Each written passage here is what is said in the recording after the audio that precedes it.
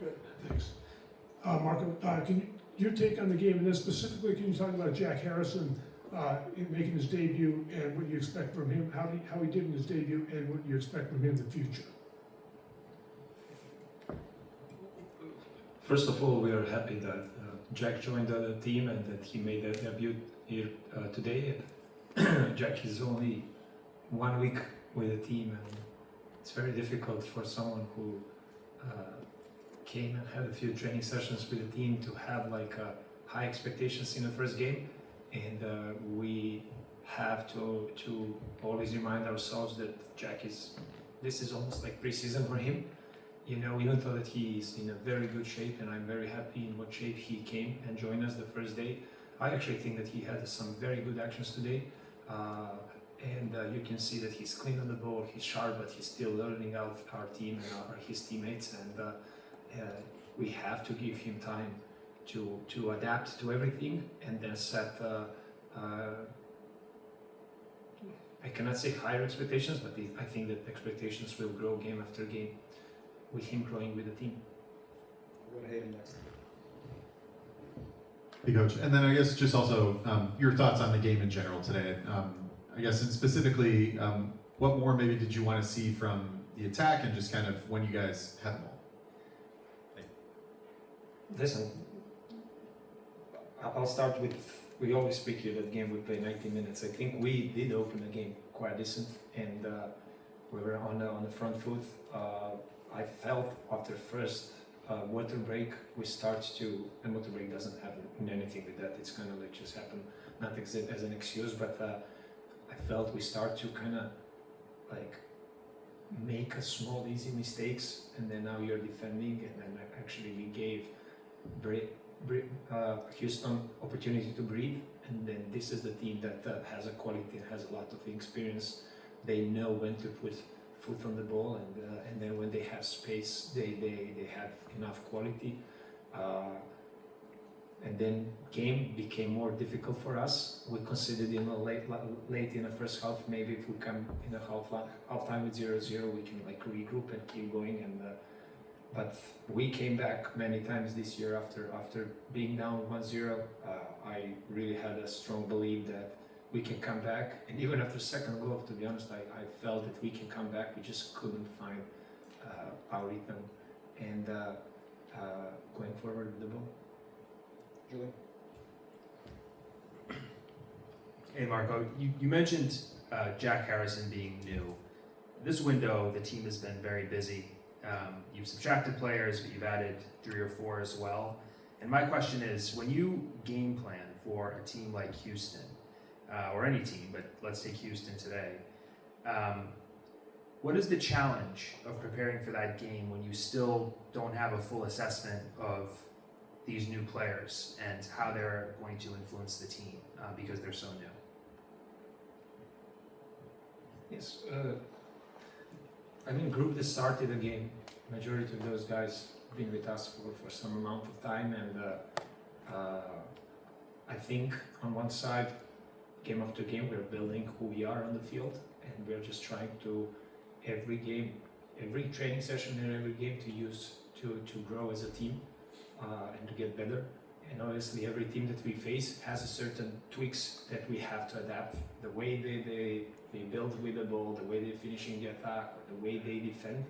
And for every game, I would say like certain tools that we create in every training session and a game, we're trying like, okay, those are the tools that in this game we can use more than others, you know. So that's kind of same approach for every opponent that we have, knowing that every opponent has a certain strengths and certain weaknesses. So, and always you have that question, how you can expose yourself, your strengths, limit strengths of the opponent, and don't expose certain weaknesses, or actually expose those weaknesses from the opponent. So that's like, and then now with the new players,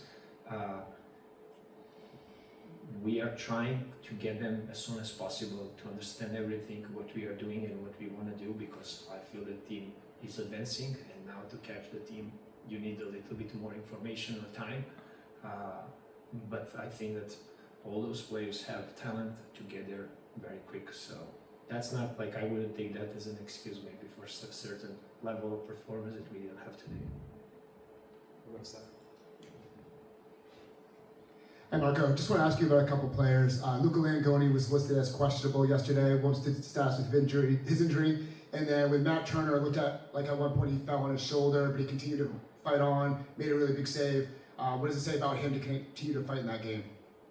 Yeah, Luca Langoni picked one injury in the early stage of last week, and I think Luca will be out for a couple of weeks for sure, and unfortunately.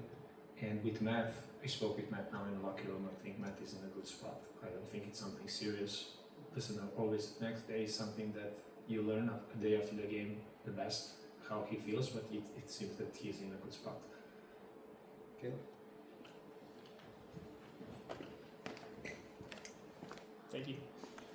Coach, just wanted to ask specifically, Diego Fagundes with added time tonight gets around 17 minutes or so. You replaced Yusuf in the midfield, and it's his first appearance since May 23rd. I guess, what have you seen from Diego? Obviously, we've mentioned that he's a newer player, I guess, for this system and had to get acclimated a little bit, but what have you seen over the stretch? How would you rate his performance, and where do you envision him in the lineup moving forward? Yeah, Diego is, we were down to 0, and in a moment where in that moment we were looking for someone who can unlock a team that is defending with 10 players behind the ball, and that's a quality that Diego has. He had a couple of decent actions, to be honest. He had one very nice running behind, and he was trying to receive that ball, got a unlucky touch, if I can say, like that. But those are the things when we expect that Diego can help us. It's especially against the teams where sit in low block, where Diego can use his talent and game it between the lines and unlock the opponent. Rich? Thank you. Marko, you've been such a terrific home team this year. Just what went wrong in this game? Can you say again? I just said you've been such a terrific home team this year. Just was it an equally tough loss, losing here? Listen, I every time we lose the game, it's tough loss. We play these games to win, you know, and we try every game to play to win. We were really great the whole season at home. Beside those two games against Nashville and against today, even though in the both games I felt that we had certain moments where we could have go in the other direction, but it didn't happen. So listen, we have nothing else to do than recover and keep going next week. That's we always have that mindset, and I know this is those are the times when you lose the game and then everybody's down. But I also know that this is amazing group, and that this is the group that I promise you every day they come, they don't negotiate their work, they give their best, and I have nothing to say to the guys. They're doing their best, and we have to find a way to help them as well. Sam?